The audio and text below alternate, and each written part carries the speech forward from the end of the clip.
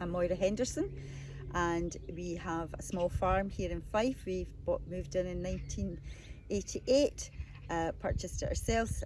It's called the Ring Farm, but the original name for the farm was the Rings, and so that's the name that we've taken for our accommodation.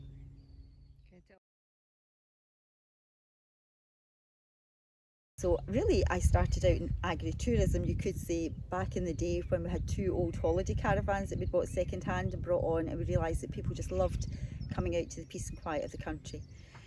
They were really pretty done, so we decided that we would need to think about what else we were going to do. I had given up the eggs. I had a lot of hens at one time. I was chairperson for Scottish Egg Producers. So what else could we do that we thought would be easier? And we thought we would build a 2-bedroomed cottage, and having nursing background and having experience in the family of people who needed wheelchair access, we thought we would make one of the bedrooms wheelchair accessible.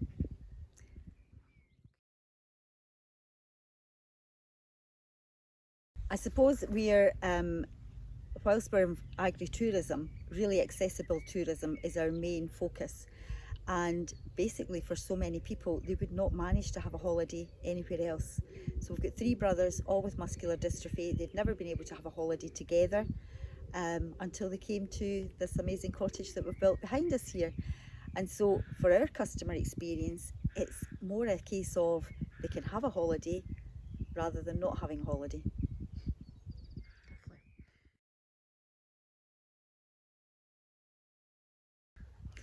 Nothing went well to start with because we couldn't get through planning. I was 5 years in the planning process. It was a total nightmare. Along the way, our bank lost our title deeds. They were lost for 9 months, and so I couldn't then progress on to getting the planning permission principle completed. So yes, nothing went well to start with, but in actual fact that was an advantage for us, because during that time I was then introduced to accessible tourism through Visit Scotland, Chris McCoy, and she introduced me to various people who then told us or asked us, will it have this, will it have that? I'm a mother of 3, I'm in a wheelchair, will I be able to cook for my children when I come away? And so we took that as our shopping list. And again, we replicated that, slightly more sophisticated when we were building the cabins or thinking to put on glamping pods for people with access needs, more from the point of view of autism, ADHD, challenging behaviour, because the cottage, whilst it's fantastic for wheelchair users, is too easy to escape from. That's the whole idea, is they can get out easily, plenty doors, all open outwards. But if you've got a person that's no awareness of danger, young or old, then that's not such a great advantage. In fact, it's a huge disadvantage. So we then did an online survey, and over 300 people responded, and so we had our shopping list for what they needed, and glamping pods just really wasn't going to tick the box. I'm not saying it wouldn't tick the box for some, but for that high level of those that need to be really quite secure, it wasn't going to tick the box. So we designed and built the cabins to meet the requests from our survey. Fabulous. That is a very, very difficult question, because I think the planning procedure was really quite traumatic. And I have to say the agritourism WhatsApp group would have been a huge advantage, because I don't think there's anybody asks a question on the WhatsApp group that hasn't got an answer. So what would I do differently? I might do the planning differently, but then hindsight's a great thing.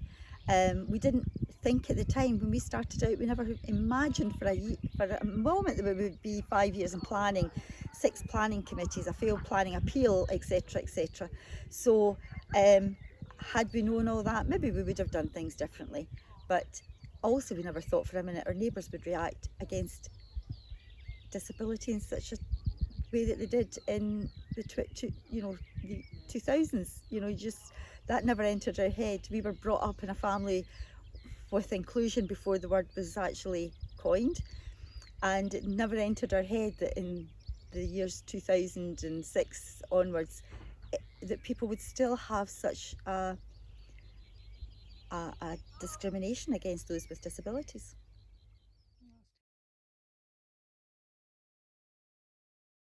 I think the big one, if you are building or you're developing, is the planning. Now, different regions have different criteria. Our fence line, just that fence there, puts us into the kind of St Andrews area, and that actually didn't help our planning situation. Even within Fife, if you'd been the other side of that fence, it might have been a bit easier.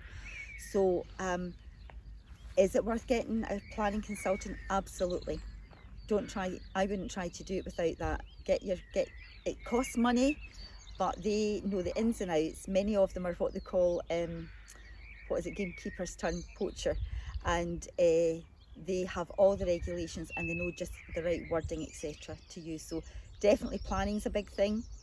If it's accommodation now, we're actually hitting a difficult time because they're bringing in short-term lets licensing.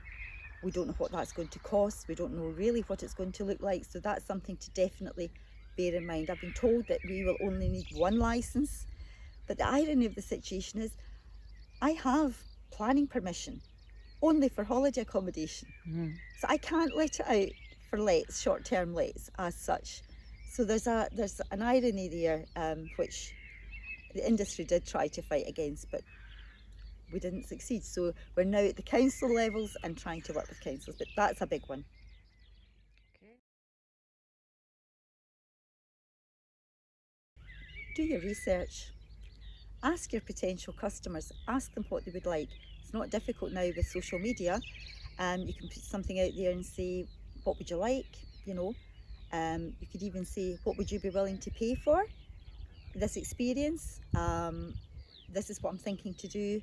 Would you be interested? And get your customer feedback almost before you've spent any money to do it.